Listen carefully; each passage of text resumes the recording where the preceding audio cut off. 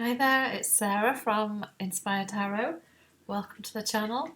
So today's cards are the Two of Cups, the Moon and the Ace of Wands.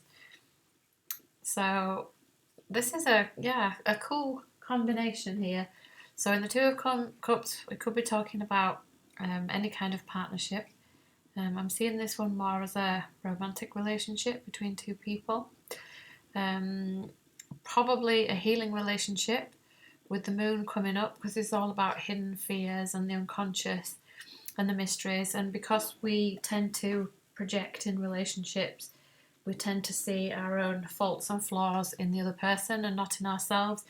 So in romantic relationships, it can seem quite complicated. It can seem as if the other person is a threat if they're acting out our fears and things. So we do tend to see people as we perceive them to be. Everyone, we know from the spiritual teachings that everyone is innocent, and that's kind of the baseline that we're always aiming for, and that in relationships we do things out of self-preservation, but the self-preservation is preserving the false self or preserving the illusory self. So when we try and do that, we kind of go in the way of the fragmentation and the error, and then we can often get tied up in a mess in relationships. So what's really important is authenticity and commitment to a goal, commitment to the partnership, to be honest, act in integrity, and to be loving, and to face ourselves and look at all the issues that come up.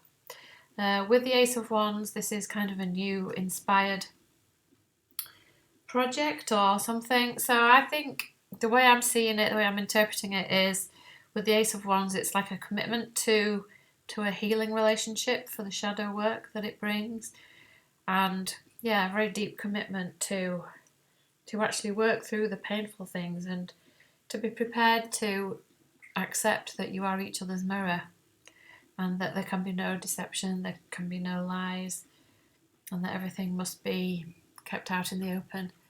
And that, we must commit to this goal of always being committed to and loving each other. And that relationships without this, they won't work. They'll fail in one way. And it does require two people to be completely honest and acting from a place of integrity in order for the relationship to work. So, it's a huge commitment.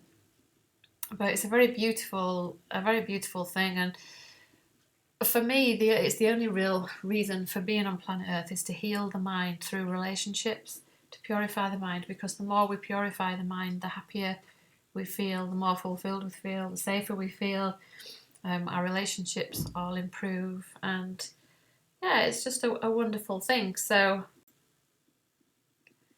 I think the most challenging things that can happen with relationships is that we're so used to approaching relationships from our egoic perspective, which is all about getting. Essentially, we may feel inadequate or unworthy, and then we look to the other person to shore up our rocky self-esteem. So we're always looking for the other person to do the things that we want them to do in order to make us feel good, to treat us well, to listen to us, to not neglect us, all these things. However, we never actually, I'll say we don't. In relationships, we often don't receive what we want.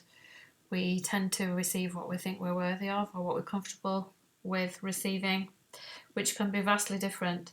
And our partner will show us the ways in which we neglect or ignore or mistreat ourselves by doing these seemingly things to us. And it can be very upsetting when someone else mistreats us, but it's really just a reflection of the way we mistreat ourselves in relationships. So when we get into a romantic relationship, if we're on the healing path, we kind of have to understand that to follow the spirit and to repurpose the relationship in this way is going to seem really terrifying, really confusing, and it's going to be quite difficult to kind of go through the initial stages of the relationship. If both people are not fully on board, then the relationship can seem to be on rocky ground. And I know with myself, with relationships, that they're just confusing, because the spirit's route of relationships is through all the triggers. So often in relationships, what we really want is somebody who doesn't trigger us, who gives us what we want and doesn't trigger us, but it's going through the triggers is the route to what we want, the route to happiness, because the triggers are all illusions based by the beliefs that we have about ourselves. So we do directly have to face the triggers, and the triggers are uncomfortable. But one of the best things I find about healing is that if you're prepared to face your difficult relationships, if you're prepared to be humble and look at yourself, then you can basically do anything, because it's really only ever our uncomfortable feelings that we're afraid of. Our feelings create our life experience. They create our physical self. We are essentially the outpicturing of our thoughts in our bodily form. So if we think loving thoughts, then the healthier we are and the happier we feel. And if we can look at relationships as a vessel or a vehicle to flush up the discomfort and the uncomfortable patterns, and really embrace it as if it's a good thing. I think all too often we tend to think, oh, I feel triggered or I feel uncomfortable, and there's just this strong need to stuff it and make it go away. But really that's only ever going to be temporary. It's just a fix, like any addiction, and we really need to face ourselves. I find that just sitting with painful emotions usually makes them pass really fairly quickly, and certainly a lot quicker than if you try and distract yourself, try and avoid yourself, try and blame somebody else. And all of these distractive devices that the ego likes to use, they actually create a huge amount of pain, way more complicated than actually just sitting with the feeling, sitting with the spirit, and just understanding that any feeling that doesn't feel good is based on a misconception, and that we all want the same thing. We all want love, we all want connection. But often we feel as though going towards the other person when we're in a relationship can feel like annihilation, because essentially it's like two people mentally trying to become one.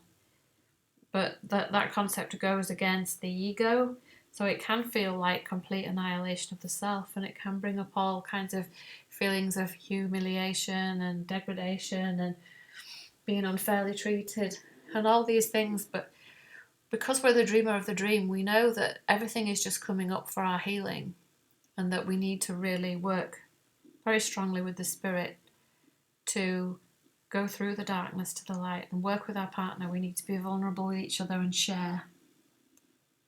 And we need to kind of definitely prioritize with the spirit, work with the spirit, because the spirit knows what's right for both parties and for the relationship together as a whole, whereas we can get very lost in our self-preservation needs. We can have a lot of expectations about relationships, about how they should be, yet both people can have vastly different expectations about how relationships could be, especially in healing relationships, because partners are often put together in healing relationships with very different expectations. So the reconciliation can seem more challenging, but the growth is definitely better. So yeah, it's definitely a two-man or a two-person job to work with the spirit, but to remember that the common goal is love and union, and to transcend the concepts of the world. Another important thing to remember in relationships as well is that we have to be very independent in our thinking. We have to be very guided by the spirit. We need to find the right balance between when to connect and when to take responsibility for our own feelings. And this is something that grows over time, definitely in relationships. The ability to self-soothe is really important. Also is the ability to connect. Now, often in relationships, one person goes towards and the other person pulls away. And that's just a reflection of the imbalance in just one person. And once we reconcile the balance within ourselves, then the balance within the relationship will reflect that. So within, so without. And this is the thing about relationships, is that we tend to always want to blame the other person for not being too much or being too little. But really, it's always just guiding us back to equilibrium within, which is where relationships are at. And also to understand that sometimes on the healing path, a relationship may be maximised. The other person may reach the limit of how vulnerable they're comfortable being and they don't want to do it anymore. You may need to take a break forever or take a break for a short period of time or for many years. But yeah, essentially relationships to be balanced really do require both parties to be on the same page when it comes to healing, or be on the same page with regards to the purpose that they have for the relationship. And you do need to be prepared to walk away if a relationship's not serving you, and to be very honest about how you feel and what you are and aren't comfortable with. And if the other person doesn't seem to be bothered about that, then yeah, there is sometimes a necessity to walk away. But we have to remember that the whole point of relationships is to heal the mind. It's not really about the relationship. Yes, in our human sense, it feels as if it's about the relationship, but as far as the spirit's concerned, it's about the healing in the mind. Because the more evolved we become in consciousness, the more we realise that there are no relationships, that people are just thoughts, that people really just reflect, our partner just reflects back to us how evolved we are when it comes to relationships. So they're really just like a mirror or a guide.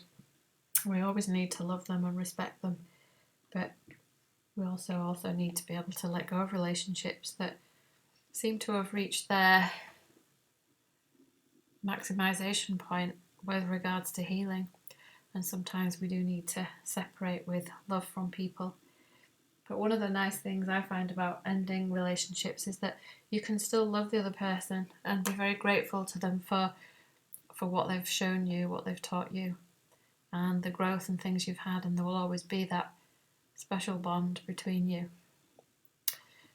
So it may seem in form as though the relationship has changed, but the relationship is always there because there was never any separate people to be in relationship to start with. It was always just the fragmented whole kind of learning to reconcile itself and become one again.